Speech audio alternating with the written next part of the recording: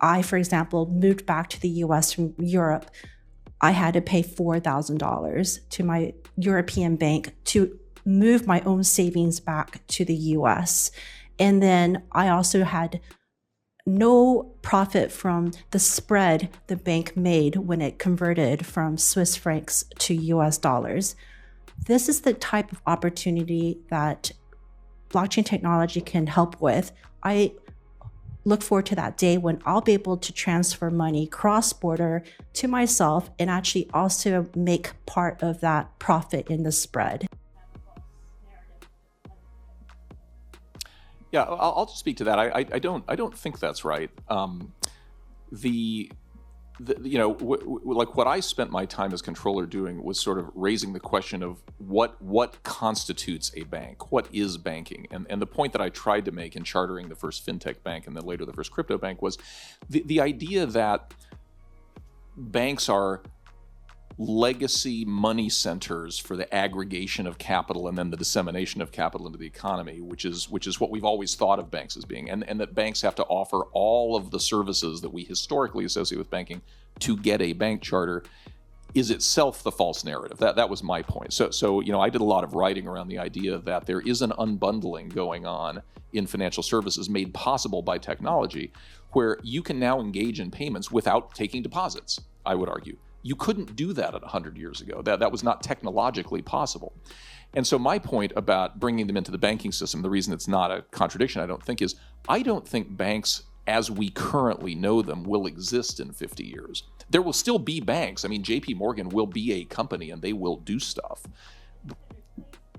Yeah, replace the system, replace the banking system. So the banking system is based on the concept of the money center. Banks are just like the post office. It used to be that the only efficient way to send money or to send a letter from New York to Omaha was you had to collect all the letters in New York at the central post office so that they could be sorted by zip code and sent out somewhere. And then people invented internet, and you don't have to do that anymore. The need for the collector function, the central intermediary function, vanished because of technology. My argument is that's happening to banking. You can like it or not like it, but it inevitably is happening. And so my point is the system of supervision that we have, the system of risk management and disclosure needs to be adapted to the new regime, just as Saleh says, the same way it applied to the old regime. The old regime won't be here in 50 years. And so how do we anticipate that and provide protections and risk management to make sure the new system works? That was my point. XRP has been up to right around 40 cents to the dollar, which is a great improvement, and we could be looking at the next bullish run. Without a doubt, we're about to witness the altcoin season of the year. All the signs leading to a bullish move by the altcoins. Things are about to get a little more interesting, especially for Ripple. But before we get into all that, let's roll that intro.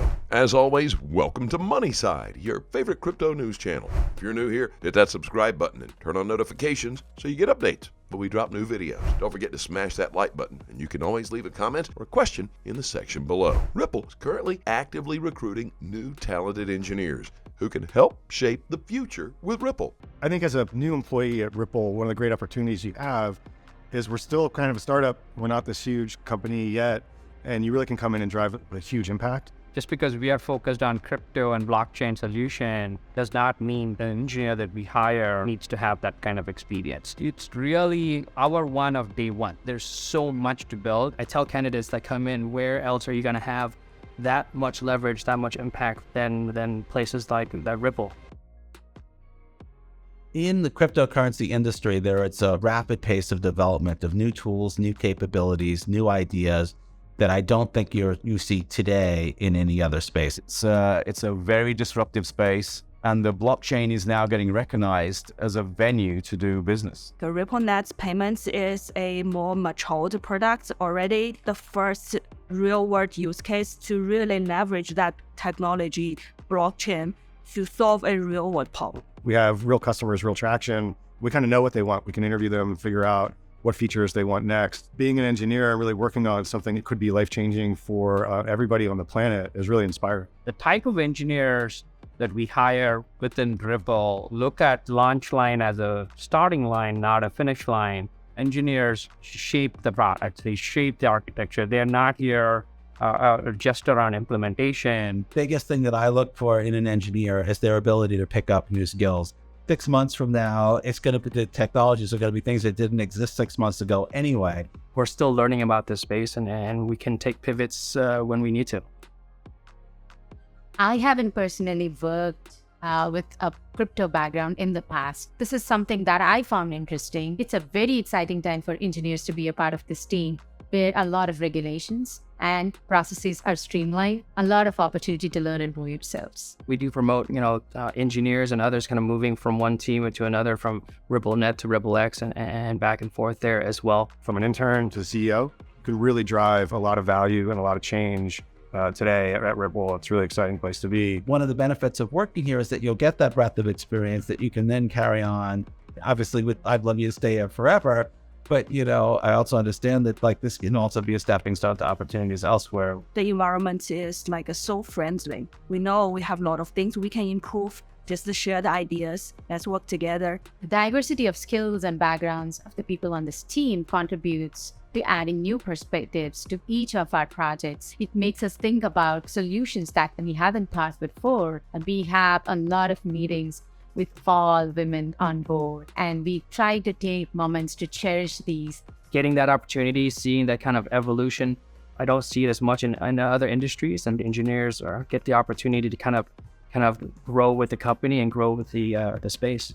Part of work is not just for our generation. It will have the impacts on the next generation. I think 20, 30 years ago, my son's grown up, and maybe he will have his own children. I think one thing is so cool. I will tell them, okay, I'm part of the original builder for that. And true to that, Ripple is still a young company that's reshaping finance as we know it. Thanks to Ripple, financial companies have the ability to leverage on the blockchain network and make almost instantaneous transactions across the world with little to no transaction cost at all. Now that's not magic, but the evolution of technology. All we have to do is accept that blockchain is the future of finance, despite the current negative press surrounding crypto. Ripple is a healthy work environment that makes it possible to grow while seated at the cutting edge of technology. This is the first real use case of blockchain, and this could be life-changing for the entire planet. Whether we'd like to admit it or not, Ripple as the center of the future. It's an amazing time to get ahead of that curveball. Let's talk a little bit about you. You are extremely driven. You are very successful. What are some of the experiences or leadership traits or anecdotes perhaps that you can share with YPOers that have influenced you, or you think would be something well worth for them to consider? Well, first of all, I'll give a plug for YPO, and I think it's part of leadership is being open to knowing what you don't know. And I think here YPO Forum particularly is, for me, has been a group of people who have been, mentors and advisors, and both professionally and personally. But I think the kind of knowing what you don't know, I try to spend a lot of time listening. I think my team at Ripple would describe me as decisive, but I am very much open to, and frankly, to sometimes their frustration. I'm like, I want the input. Before I make an important decision, I'm not going to go into a dark room and just make a decision and come out and say, hey, here's what's going on. And I think that has served us well, particularly in a new industry that's formative. It's kind of the pre-Cambrian era of crypto is, the last 6, I've been at Ripple now 8 years. And, being open to that feedback and always listening before kind of opining, I think has served me well. And with that, let me ask you one thing, because we can share with YPOers. Blockchain and crypto is on a lot of our minds, right? And most people, unlike you, do not have the pleasure or the time or the know-how or a business immediately related with it to get into it. Yeah. How do you think somebody can stay on top of it, can stay ahead of the curve, or what are perhaps trends that you're seeing that YPOers should be aware of?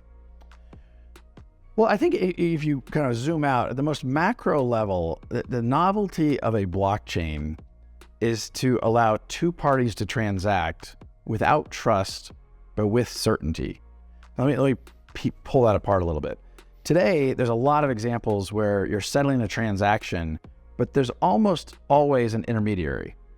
a security settlement. I mean, frankly, insurance. There's so many examples where, whether it's the financial system, cross-border payments, where Ripple has focused, there's an intermediary there, and it's the commute of trust.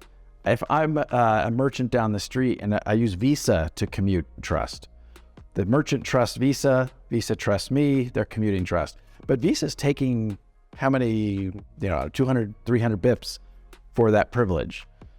Anyone who sits in that central counterparty basis, it could be disintermediated by a blockchain settlement, because now I can settle with certainty whether or not I trust you or not. If I go to the merchant down the street and I send a transaction with Bitcoin or something else, actually Bitcoin's not great for payments, we could get into that, but the merchant knows settlement is final. They have received the Bitcoin. And so you no longer need Visa. Now, to be clear, I'm not predicting the demise of Visa. I think that would be an aggressive statement. I'm more pointing out that if you're in YPO and you're thinking about what do these technologies mean for my business, if you're a business that's in the central counterparty business and you're taking a fee, a toll for that privilege, people will think about ways to put blockchains in that intermediary. I think it applies to government services. I met today with the Prime Minister of a country, and they're very excited about using blockchain for land registry. Think about the title insurance business. So inefficient. Big intermediary, they take a lot of value. If we had blockchain-based title management of ownership of who owns which property, arguably title insurance would change dramatically. That's a big industry to think about. Again, for YPRs to think out into the horizon about what these technologies mean. And frankly, it's one of the reasons why I compare blockchain to the early days of the internet. I had the good fortune of coming out of business school in '97 as the internet was kind of, as we know it today, being birthed. Remember, 2001, 2002 was a really difficult, dark time in the internet space. I think the same thing applies in the blockchain world. You're seeing the birth of an industry that I think is going to have broad implications beyond just cross-border payments. And yes, you're going to see crypto winters as we're experiencing. But don't forget, Amazon almost went out of business in 2001. It's true. It's true. I've taken up a lot of your time. I want to close with one question. We're here at the World Economic Forum. What is the one issue you feel you would like to see addressed here? Moving Davos to May. Okay, thank you. It's a good big question. I mean, look, I find the value of being here. It does make me think bigger. I go to sessions that have nothing to do with payments, nothing to do with blockchain. And I think, I enjoy going to some of these conferences once or twice a year to kind of just change the way you think about things as a leader, as a strategist for your business. Is there something WEF isn't attacking that I think they should?